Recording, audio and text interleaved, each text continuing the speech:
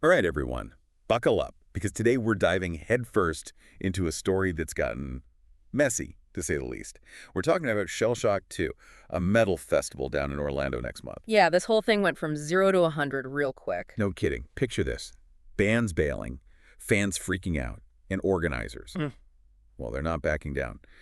So to set the scene, October 19th, Orlando, metalheads getting ready to rage, but then the lineup gets shaken up, and not in a good way. Evergreen Terrace, the metalcore legends, they were supposed to headline but pulled out. And their reason?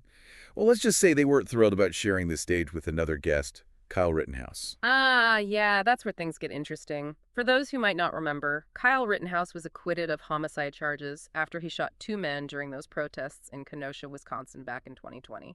It was a massively controversial case. Huge. Absolutely huge. And it blew up online even more. Everyone had an opinion.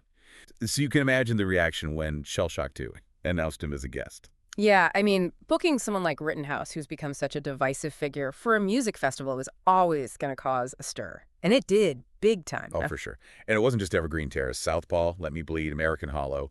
A bunch of bands said, nope, not for us.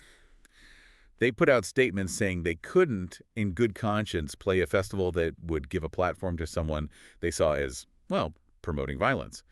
But here's the kicker. The festival organizers, they call themselves the Anti-Hero Podcast, they doubled down. Oh, really? What'd they say? They basically said this whole thing is a war of ideology and accused the bands of caving to pressure from what they called the liberal mob. But then, the Evergreen Terrace dropped another bombshell. Let me guess. More lineup drama. Even better.